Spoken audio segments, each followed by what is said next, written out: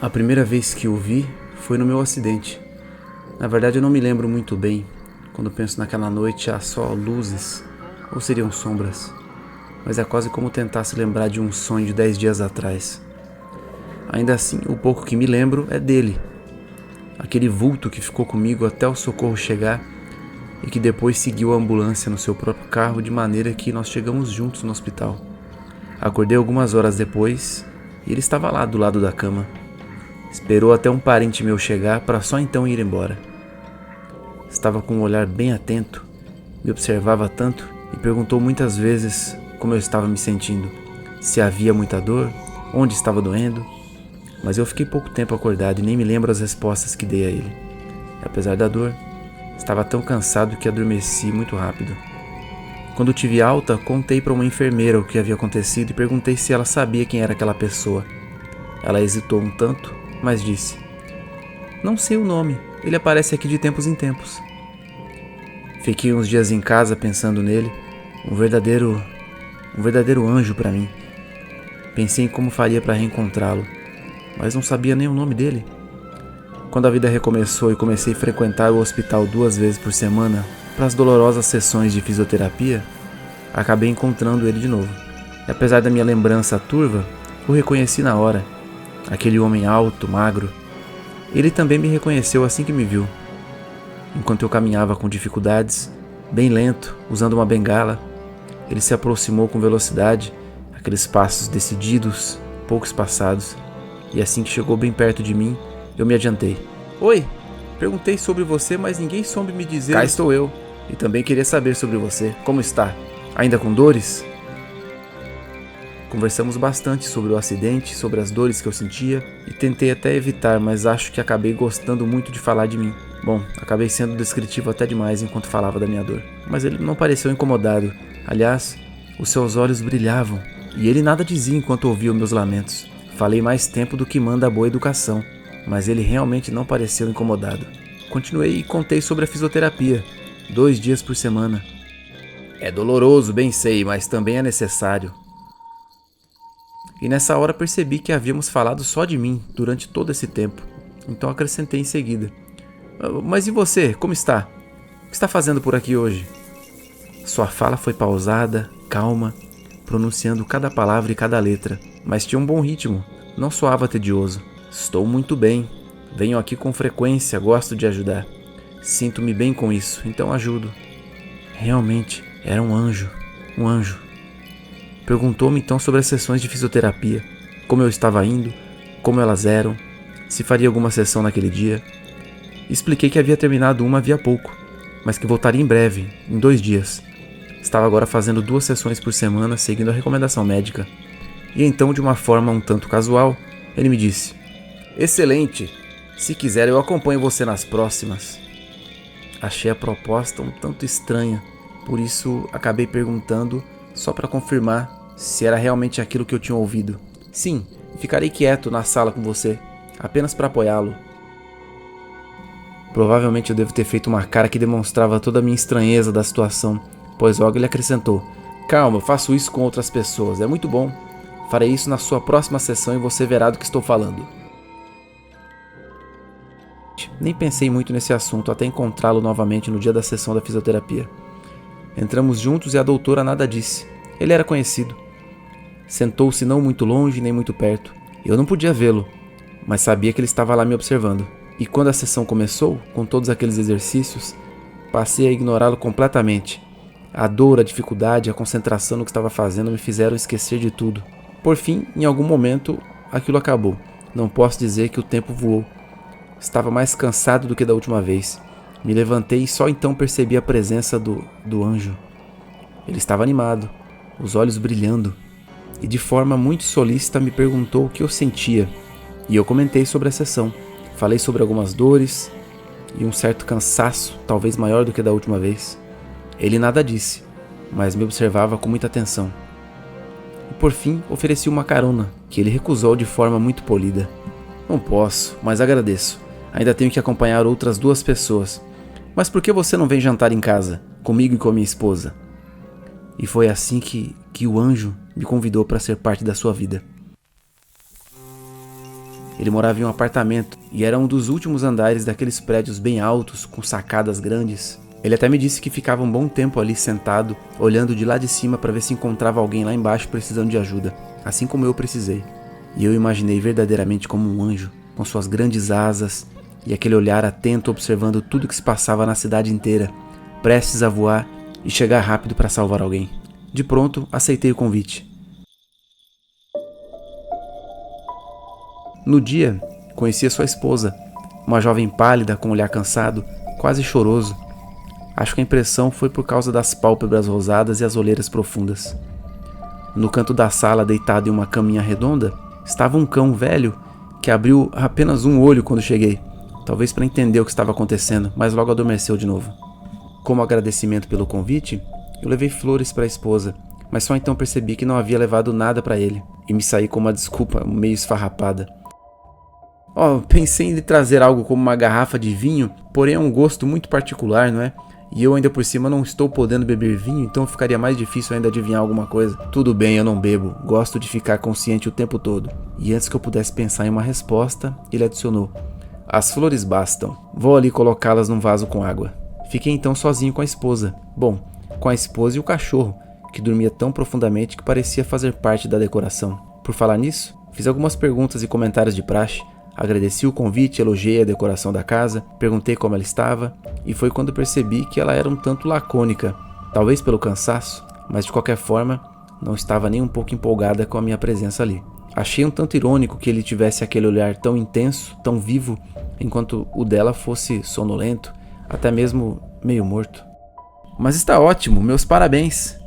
Obrigado. Depois do jantar fomos até a sala, mas eu percebi que estava na hora de ir embora. Acho que vou indo. Já? Pois fique à vontade. A esposa entrou na sala e eu disse a eles que poderíamos combinar algo para a próxima semana. Ele pareceu empolgado, mas ela, absolutamente indiferente. Mas eu me lembrei de que não sabia cozinhar, com ou sem livro de receitas. Então sugeri que fôssemos a um restaurante. Conheço alguns e... Venha novamente em casa, não há problemas. Na verdade, eu gosto de passar o máximo do meu tempo disponível com a minha esposa e com o meu cachorro.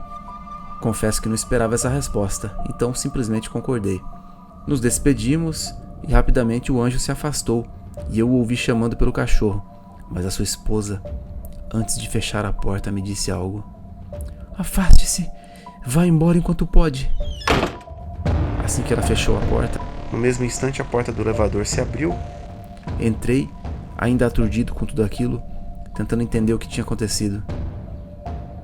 Se ela tivesse dito apenas vá embora, acharia tudo bem. Seria talvez não muito educado, mas tudo bem. Por outro lado, por que ela incluiu enquanto pode? E esse afaste-se? Não entendi nada. Mas como encontraria o anjo novamente na fisioterapia? Ou, no mais tardar, no jantar da sua casa? Resolvi que perguntaria a ele da forma mais educada possível. Quando finalmente o encontrei na fisioterapia, nada pude falar. Ele chegou só um pouco antes da sessão começar e ao final disse que estava atrasado para um outro compromisso. E isso se repetiu nas outras 2 sessões da semana. E ainda assim, nas 2 ocasiões ele me fez lembrar do jantar na sua casa. No dia, cheguei na hora marcada e por uma completa falta de criatividade, levei novamente flores. Toquei a campainha e fui atendido dessa vez pela esposa, que estava nitidamente com os nervos em frangalhos. Eu não aguento mais. Ali, vá até lá. Entrei assustado, sem entender nada.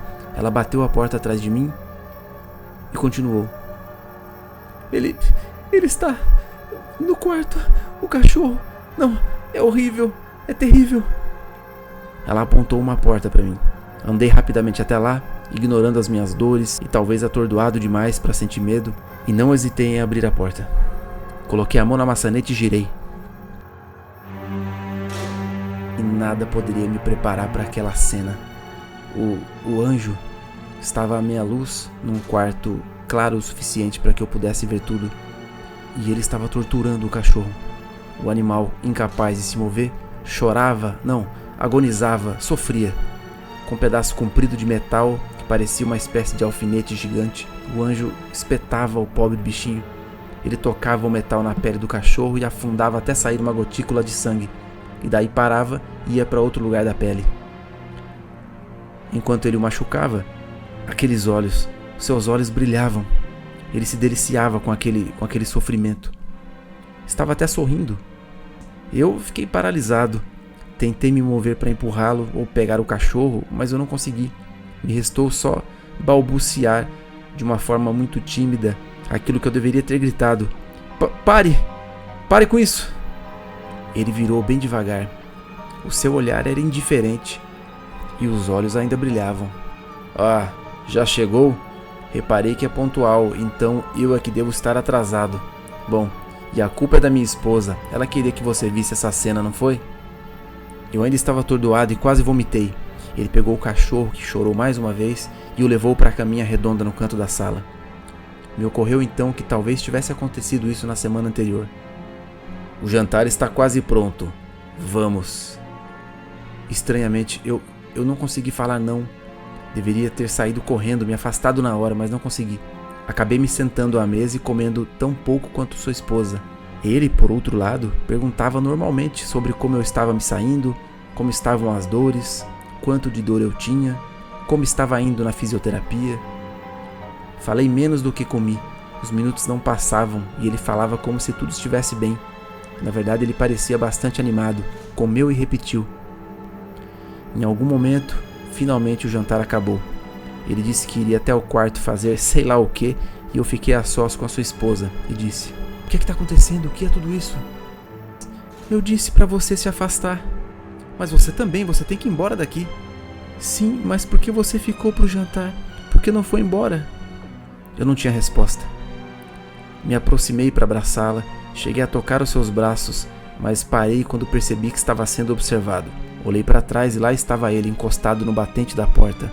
Me afastei dela e percebi que os seus olhos brilhavam. Ele parecia ter gostado do meu constrangimento, do meu desespero. Aproveitei e saí sem me despedir. Na minha cabeça, aquele turbilhão de lembranças agora possuía um novo significado, algo sombrio. Passei a dormir pouco e mal. Os sonhos deram lugar a pesadelos indescritíveis, e quando eu acordava, estava sempre ensopado de suor, com medo e tomado por uma sensação assustadora, com um peso no peito e um estranho aperto na garganta. No dia da minha primeira sessão de fisioterapia depois desse jantar, cheguei mais cedo e perguntei por ele. Mas a enfermeira me disse: "Não soube?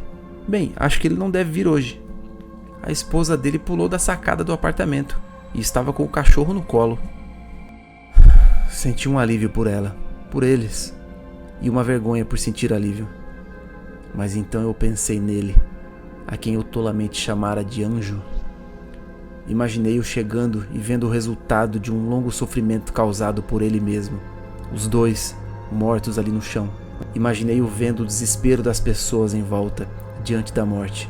E depois, observando a dor no velório, no enterro, a tristeza e, no meio de tudo isso, aqueles olhos, os olhos brilhando. Absorta em meus pensamentos, de repente uma outra enfermeira do meu lado me disse: há pessoas como ele que se alimentam da dor, do sofrimento, do desespero. Eles perambulam pelos hospitais, pelos prontos-socorros, observam a tristeza alheia, eles buscam acidentes." E nessa hora me lembrei em detalhes de como o conheci. Perguntei o que poderia fazer. Nada, simplesmente nada pode ser feito.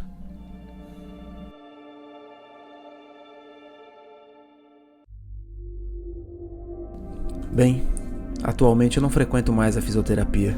Estou fisicamente bem, mas sempre o encontro por aí e nunca consigo escapar. Assim que o vejo, ele já está se aproximando rapidamente.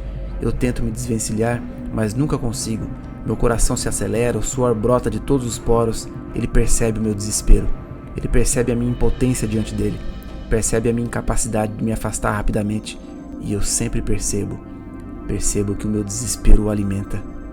O meu desespero sempre o alimenta.